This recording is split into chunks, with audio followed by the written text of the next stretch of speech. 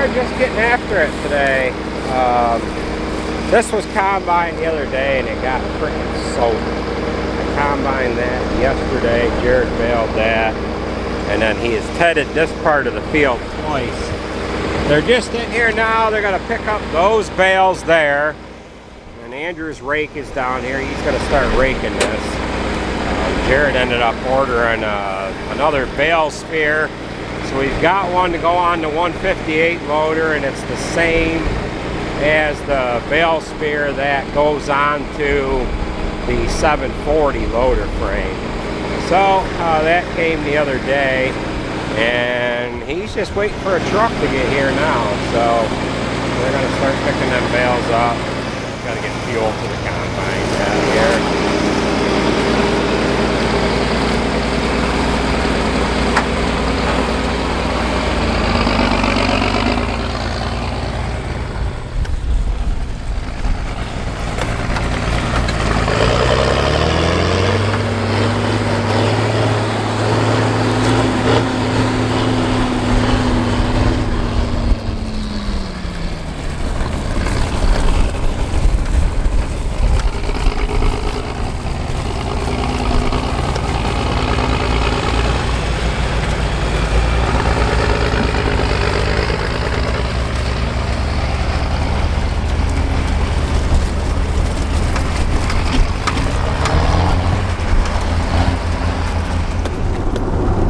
We are headed to the combine, and we've got a new grain buggy operator for today. Charlotte's gonna run it. Charlotte's my youngest daughter. Everybody else is busy doing something today. Andrew's gonna be raking. Jared's obviously gonna be baling.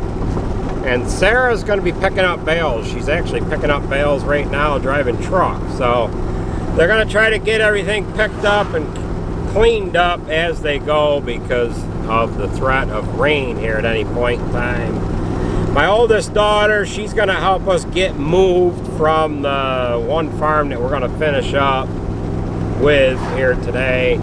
Help us get moved to the next farm, just jockeying everything back and forth. So we're going to get started here. I got to get fuel in the combine. Got to get Charlotte set up with the grain buggy. Think you can handle that? I think so. You think so? Yeah. I think so too. So, alright folks, we're going to be coming back at you in a little while here. Still dealing with the eye. It's okay. It's just feels a lot better if I keep it covered up. So, we'll be back at you in a little while here.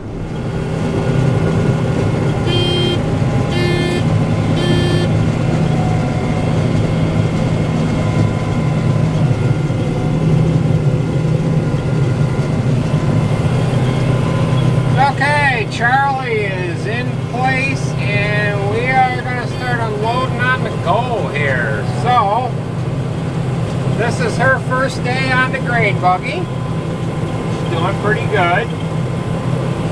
And she's having a blast here. So, we've got everybody else is busy. Jared's baling straw. Andrew's raking straw. And Sarah is trucking bales. So, in the last couple days here,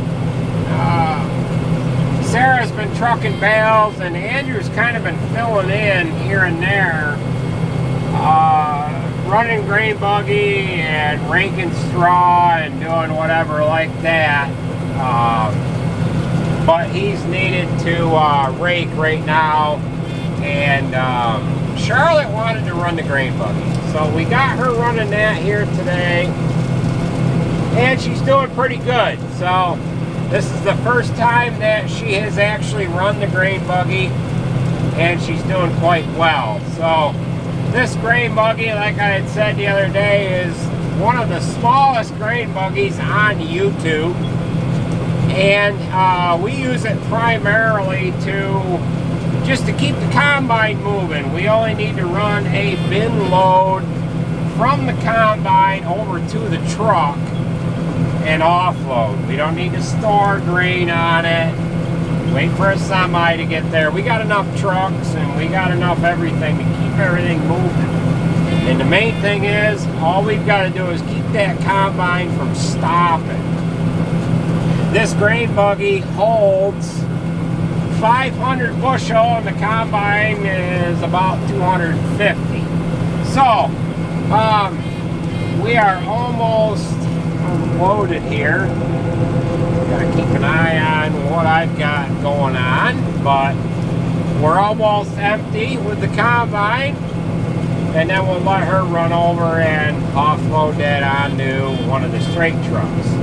After this straight truck load that she gets filled, she has to load the tractor trailer, and she's a little scared to load that. I don't know why. It's actually easier to load than the straight truck. So we are empty, and we're gonna let her run along.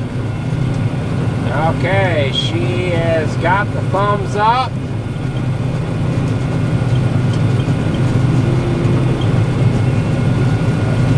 And she knows she's loaded. We'll fold our auger back, and we'll let her move on along her way there. We will rejoin you guys in a little while here.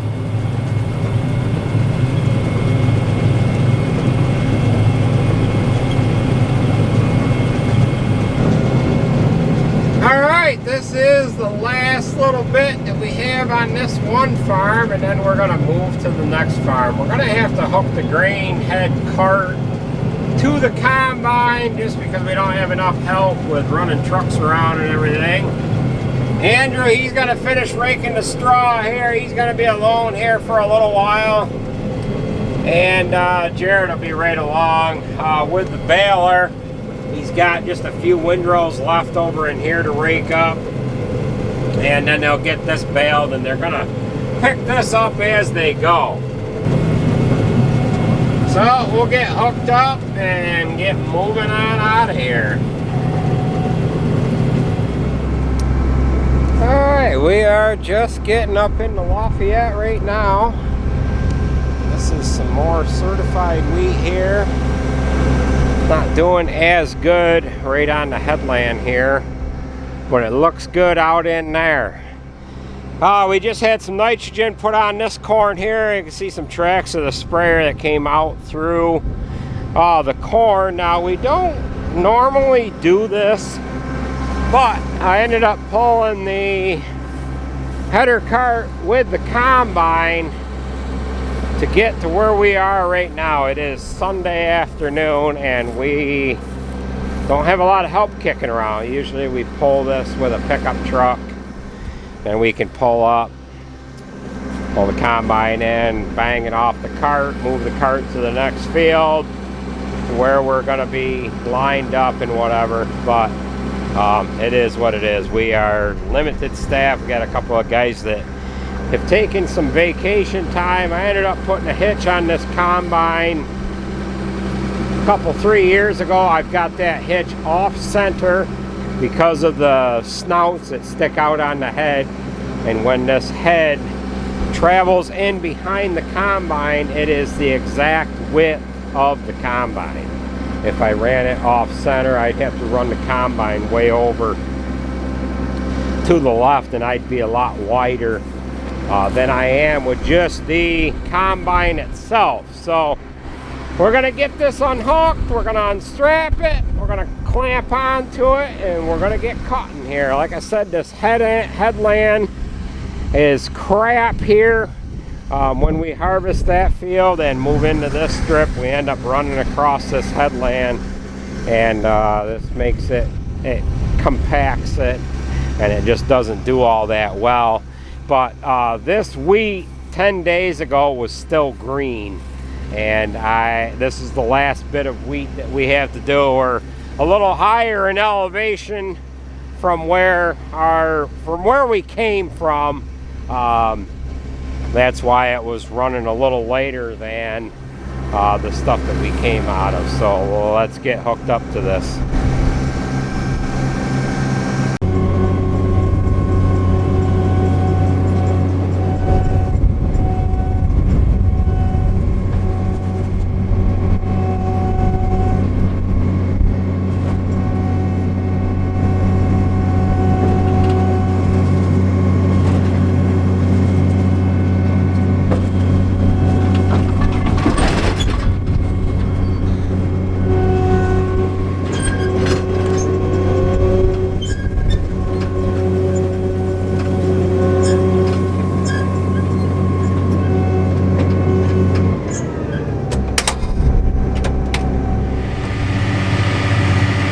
see smoke down here.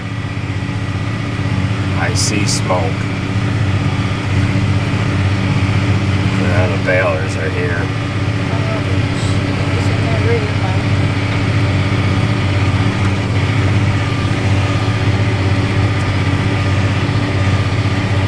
Alright, the boys are just getting here now with the rake and the baler. I don't know if that semi's in their way or not, but they're going to start baling this straw.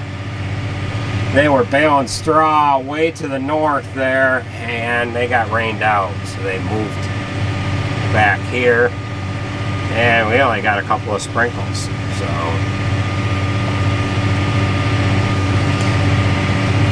alright, so go ahead and fold your auger out. You can get that folded out on the fly. The blue one? Yeah. You haven't got to worry about any power lines or anything like that in this field. Okay. So you can fold that out ahead of time. Should I slow down? Yeah, you could. So she's got the auger folded out. And Sorry, that's when I go slow. There we go. the boys are here. But they jumped into my pickup that was down there, and they ran over to the gas station. So I think we're going to have to move something out of the way so that Charlotte can make that approach to that trailer there. So what you're going to want to do, you're going to want to swing this wide, and then I'll have to move. I don't know, there might be enough room in between two of them tractors. So swing it wide down through here and see if there's enough room to get in between those two tractors. Oh, we're gonna move this tractor and rake so that she can make that approach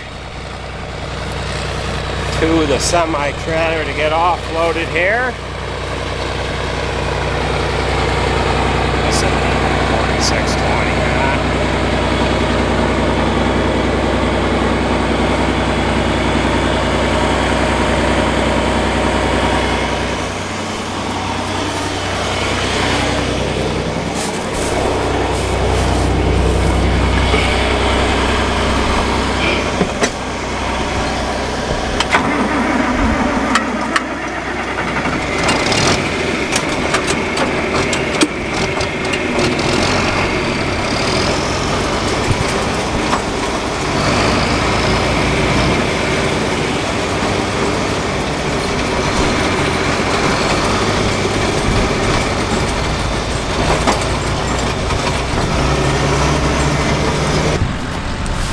She's got a full load on there. That grain cart holds 500 bushel. It's just a little tyke, isn't it?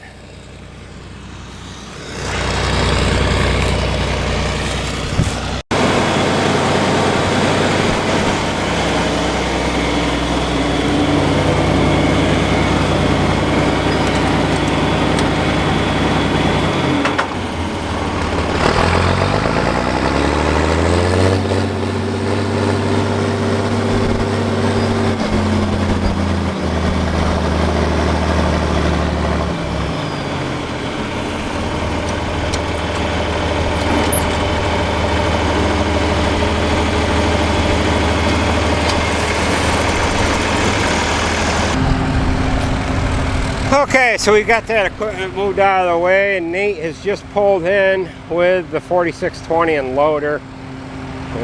Kerr's got the truck here, to load bales on.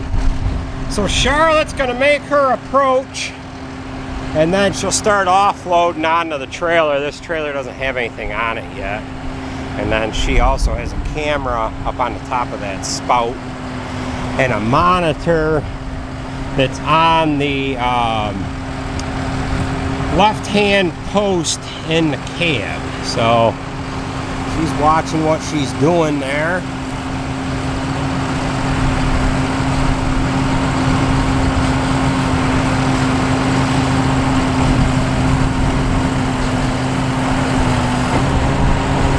Okay, now she can start offloading. The one problem that we have with this grain buggy, this trailer is not all that tall, so it's easy to get over. When she's dumping into the, you know, that spout has brought it right over into the center. That truck there's got 6-foot high sides on it. That's a little taller than this trailer, but the trucks that we have that have 7-foot sides on them, it's awful hard to get that over the side and not be rubbing it, and we have rubbed that quite a bit, and I've had to fix that auger a couple of different times now, just because you really have to get close to it. I ended up patching it last year. See the patches that I've got in there, and we are over full. We had an oil leak on this the other day, and it ended up being a T-fitting that went on the fold cylinder for the auger there.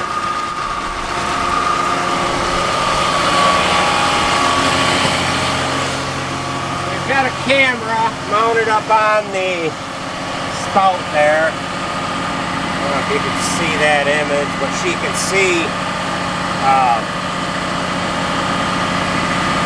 where the load's going in the trailer or the truck. That is just a wireless camera, and we're stealing power from that work light right there. Keep an eye on that, because you'll have to move it a little bit, okay?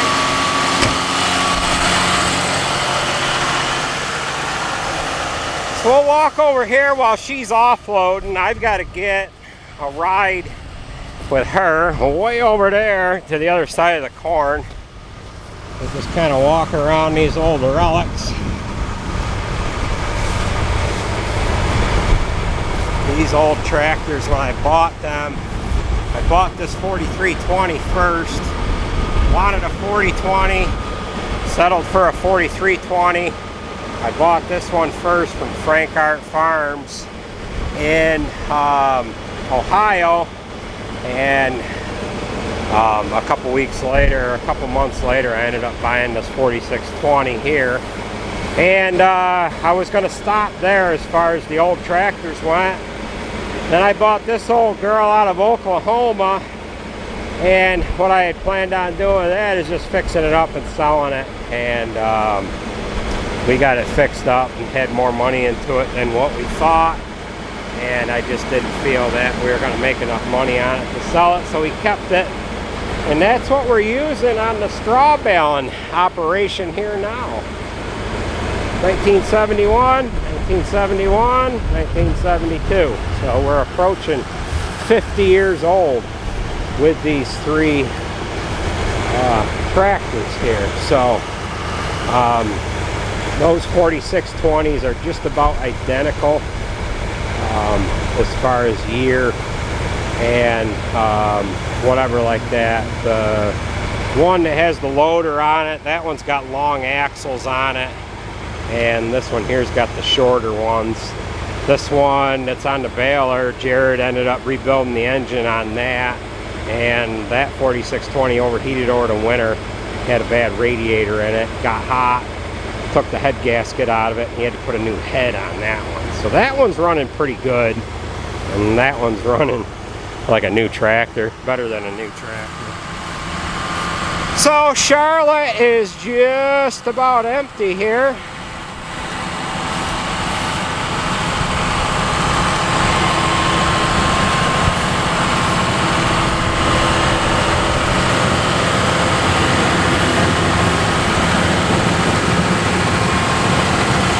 Only inches to spare between the auger and the trailer. This trailer, we put a brand new tarp on it last year, new catch plate, everything. Everything was new. So we might as well jump up in with her and head to the combine. Yep, you're away from it. All right, now, it's okay to run with that auger out, but you're never going to know from time to time where you are going to get into with tree branches and telephone lines and everything else. So now fold that auger back. Blue one. Yeah. And then we'll make our way over to the combine. So right now I'm kind of realizing the benefits of buying the Roxor for these kids. When Charlotte first started out with this tractor, my cousin's kids were riding with me in the combine, and she had to wait for me to get to her with the tractor, and I didn't want to leave the little kids alone in the combine, so I told her, I said, all right, start the tractor up. Get the seat adjusted up to where you want it. Get your brake pedals, the individual brake pedals locked together. And I explained to her, well, on the phone, A through F, or E, or what do we got? A through E on the quad range. I explained to her where the forward, neutral, reverser was. And I said the rest of it is just going to kind of respond just like the Roxor. You've got a hand throttle instead of a foot throttle. And I said, just start driving around, and when you get familiar with it enough, we'll offload onto you. And of course, when I recorded the first driving beside with the camera, I got almost all the way through the clip, and the damn battery quit on the camera. So a lot of what she has already learned with the Roxor is what I'm getting to. I'm just rambling on here. She's kind of been able to take that to operating this tractor here. And I didn't ride with her when she first started off with us. She was in this alone, weren't you? Yeah. Yeah. Did you get nervous? Not really, I don't know. Because I kind of like thought I would be able to do it. Yeah. Because Andrew's 9. Because Andrew's 9 and you're 18. 14. Some of you have seen Charlotte in my videos.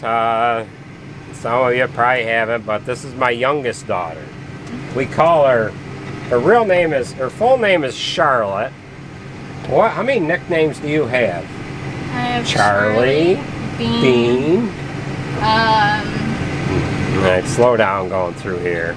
Because you got there's actually an open ditch right there. And then you've got a tree stump and a big rock right here. So you want to be careful of that. But she seems to be somewhat of a natural here.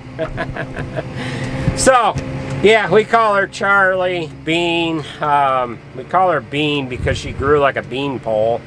And, yeah, so, all right, I'm going to jump into combine, and we can we'll put 2 more out of the combine on that trailer. Okay. All right.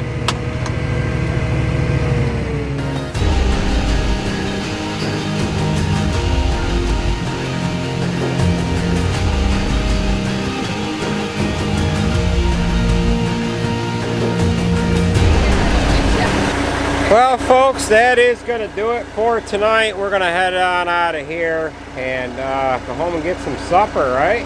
Yeah. Did you guys have fun today? Yeah. Yeah?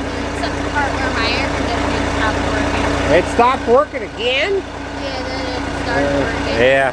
Well, folks, that's going to do it. We'll come back at you tomorrow. Got to get these guys home, get them fed, and get them to bed. Thanks for watching.